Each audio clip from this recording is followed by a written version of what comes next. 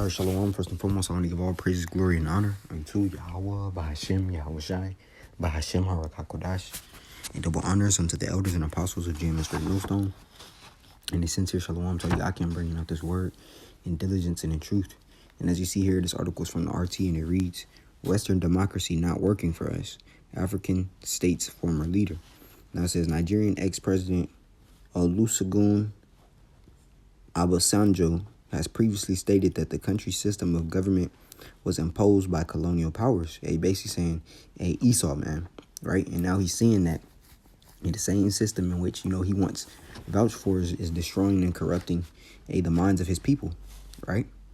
Now it says, former Nigerian president has urged his country to consider adopting a government system based on African cultural principles, claiming that Western democracy has failed, right? And why is that? When you look at the Western democracy is filled with what? Liberalism, basically do what thy wilt spirit. They believe in unaliving their children. They believe in man and woman. They don't believe in, that really they don't believe the man's position of power is respected, because that's what you see here in America. So when you have another system or another country adopting those same values that America has been pushing out, America and Britain, they've been pushing out, then guess what? You see how detrimental that is into society, right? So it says he made the statement at a farewell ceremony for outgoing vice chancellor. It says, I've always been talking about Western liberal democracy. It is not working for us. It is not even working for those who gave it to us, right? And they're seeing the effects of this about how the American people are reacting. So let's get into the precepts, because all of this is done through his his laws.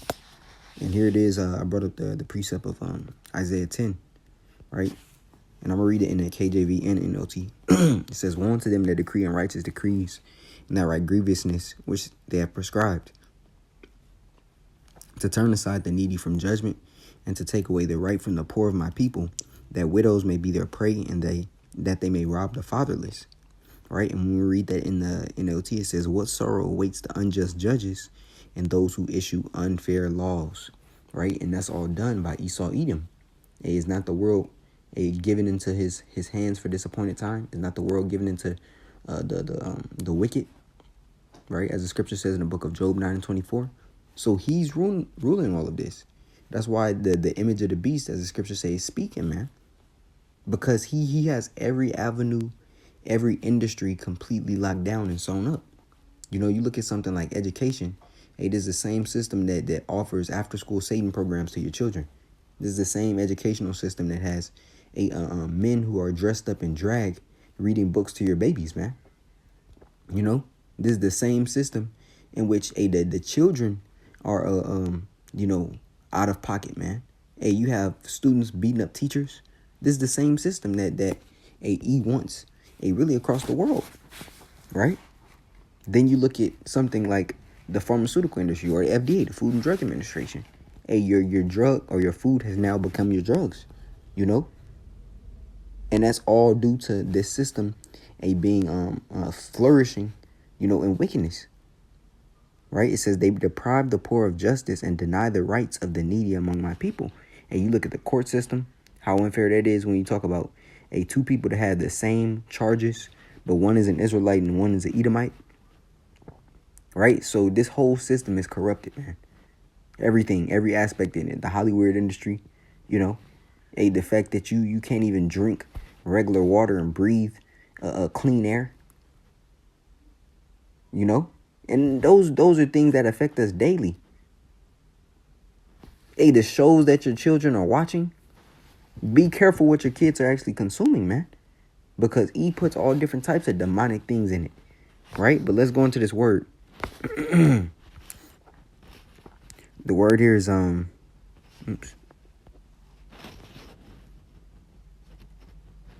was it? Here we go. Unrighteous, I believe the word was decrees. Yeah. It says a decree is a resolve, a statute, or action prescribed, an enactment, a resolution, a decree, or a thought. Right? And when you go into the root word of that, it's like that was H2711, right? And here it says decrees, all right, something determined. But let's get to the root word of that H2710. However, I believe that's how you say it. It says that decree, something inscribed, right? Which are what? The laws. And ultimately the government established these laws and coined these terms, or coined these laws, or this group of laws under certain words like liberalism, democracy, right? It says to govern, right? And you see how the governing that's going on in America is ultimately going to lead to chaos because it's controlled. It's like it brings for a controlled opposition. So like it, right? Because how this government rules, he allows all manner of wickedness. So everybody is moving as a brute beast. And in turn, what does that do? That ramps up wickedness and causes destruction, man. Because there's no true order. There's no standard of righteousness held in America, man. It says to govern. Right, here we go. To engrave, inscribe of a law. Hence, going back to that liberalism, man. Or democracy. It says a lawgiver, something decreed the law. Here it goes. It says to decree, to ordain.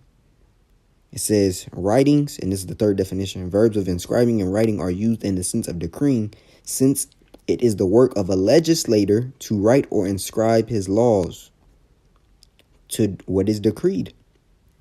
Right? And that's the point. Let's see if it's any more into it. Yeah, that was the point. That was the point, man. What is this? What is formed by law? Right? So continue to hear. It says, I've always been talking about Western liberal democracy. It is not working for us. It is not even working for those who gave it to us. We must rethink democracy. We must bring our own culture into democracy. African culture does not talk about opposition. It talks about communalism.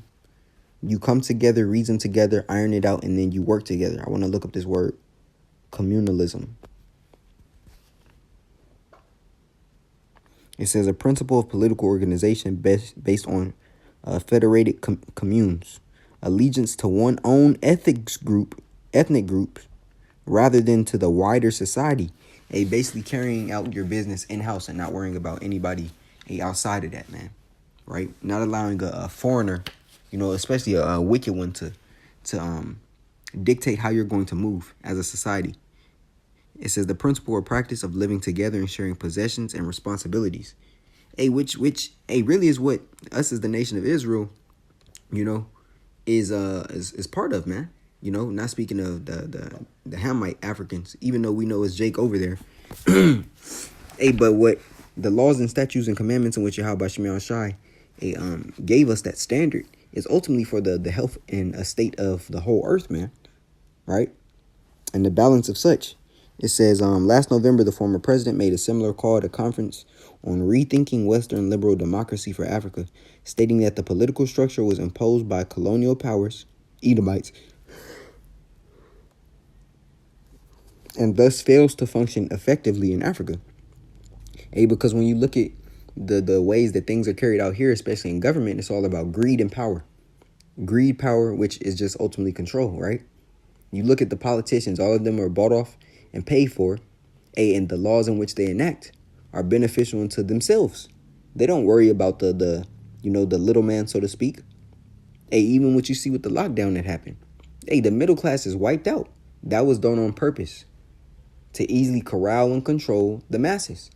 As long as the rich stay rich and the poor gets poor, the ease, dominance, and control, will always be absolute. It says, he described Western liberal democracy as government of a few people over all the people or population, exactly, that had been designed without regard for African history and multicultural complexities. The continent has been gripped by political instability for recent years, fueled by military coups in response to the alleged failures of democratic leaders to perform. Now I want to grab another precept because he is very cunning, as the scripture tells us, right? So everything he does and sets up in these countries is for his benefit, of whether it's to conquer, as the scriptures say in John 10:10, a thief cometh not but for to steal, to kill, and to destroy. So every part of E's legislation in his government systems is set up for that. It's Psalm 94:20, and it reads, "Shall the throne of iniquity have fellowship with thee, which frameth mischief by law?" Right? It says, which frameth mischief by law. Now, I want to go into that word.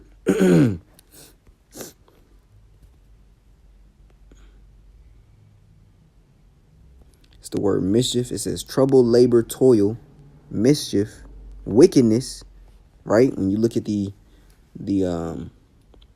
translation, it says perverseness, wearisome, wickedness, miserable pain, grievousness, right? Trouble, sorrow. So that's what it means. It says grievousness, whether of body or mind, wearing effort or wearing out, toil, iniquity, labor, perverseness. Hey, this is all the things in which Esau upholds in his society by his legislation, man. It says trouble, toil. See if it has any more. The produce of labor, weariness, trouble, vexation, troublesome, comforters, wickedness, sin. And that's ultimately what a democracy wants to uphold. You sinning and being wicked. The bigger the liberal, they tell you the happier you are. Because what? You're living so carefree. You're doing what you want, which is completely off according to the scriptures. That's complete wickedness. Right? I want to go to this root word, see if it's anything in here. Then that was H5999, Amal. And this is the same H5998. Same word. To labor. Now I want to go into that word law, because it frameth mischief by law, which are decrees, right? This is H2706. It says a statute, ordinance, limits something prescribed due. Law in general, enactments, statutes, conditions, decrees, right? Which is exactly as this article is speaking of. Let's see. An appointed law, a statute, ordinance. Right? Now, this article also shows forth that these nations are tired of Esau being in rulership and spilling his wine and forcing them to drink it. Right? Because wine goes back to what? Philosophy. It says the continent has been gripped by political instability in recent years, fueled by military coups in response to the alleged failures of democratic leaders to perform. 8 overthrows have taken place in West and Central Africa in the last 4 years, with Nigeria's West African neighbors, Burkina Faso, Guinea, Mali, and Niger, all currently under military rule. It says Nigeria transitioned from military rule in 1999, ushering in the country's largest period of uninterrupted democratic government since its independence from Great Britain in 1960.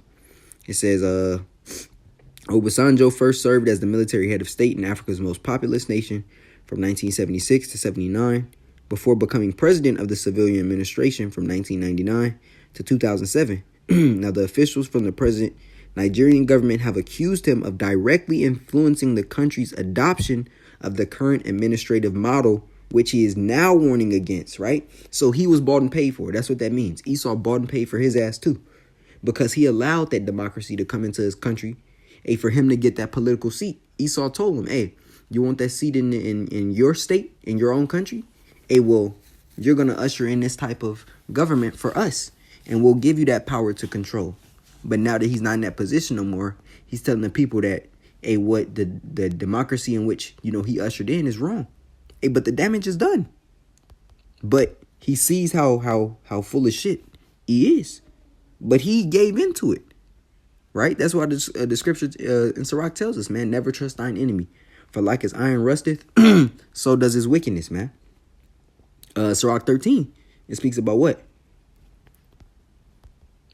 He will use thee Matter of fact, I'm gonna go to it. This is Sirach 13:4. It says, if thou be for his profit, he will use thee. But if thou have nothing, he will forsake thee. If thou have anything, he will live with thee. Yea, he will make thee bear and will not be sorry for it. 6. If he have need of thee, which he needed that particular dude in order to establish that democracy in Africa, it says he will deceive thee and smile upon thee and put thee in hope. He will speak thee fair and say, what wantest thou? So ultimately that dude was bought out by E, and E used him to his full, purpose. Now this is Jeremiah 51. And I'm gonna start here at 6. Flee out of the midst of Babylon and deliver every man his soul. Be not cut off in her iniquity, for this is the time of Yahweh Bashim Shai's vengeance. He will render unto her a recompense, which is ultimately thermonuclear destruction. And when you go into Revelation, the 18th chapter, it says, Babylon had been a golden cup in the Lord's hand that made all the earth drunken, right? Going back to the wine of her fornication, which is what? The philosophies, It says the nations have drunken of her wine, therefore the nations are mad. Let's go into that word mad. Right? They're pissed off, man. They see how full of shit he was. It says mad, it says to boast, to act madly like a madman. Let's see if it's any more. They're angry, man, because they see that E, used them to be mad, to be foolish, feign madness, right? They see that E used them. So what? He put his, basically, his stamp and his ways to all these nations, man. They've adopted the philosophies of E, the image of the beast. It says, the nations have drunken of her wine, therefore the nations are mad. Babylon is suddenly fallen and destroyed. How for her? Take balm for her pain. If so be, she may be healed. We would have healed Babylon, but she is not healed, right? And ultimately, due to E spreading his philosophies and wickedness around the earth, Yahweh Shemel Shai is just another reason as to why Esau is going to have such of a great judgment, man. Not including, the death of the saints, the blood of the Israelites here in this land. He is far more. The scriptures talk about how the sins of her of Babylon have reached unto the heaven, and the Most High have remembered her iniquities, man. Right? But this just goes to show you that these nations they're tired. So what are they going to do? They're going to fight against this place. Right? Which means thermonuclear missiles are going to be shot onto America. So Yahweh Shemel Shai is going to allow, all these nations to see the hypocrisy and wickedness of this place, to be fully exposed. Right? As the scriptures say, matter of fact. Wow. I don't know why that just did that, but this is coming from the book of Jeremiah. What's like it? No. Nahum 3. So like it. It says Nahum 3 and 4 says, because of the multitude of the whoredoms of the well-favored harlot, the mistress of witchcraft, which is this place, that settleth nations through her whoredoms and families through her witchcrafts. Behold, I am against thee, saith the Lord of hosts. I will discover thy skirts upon thy face, right? Exposing them.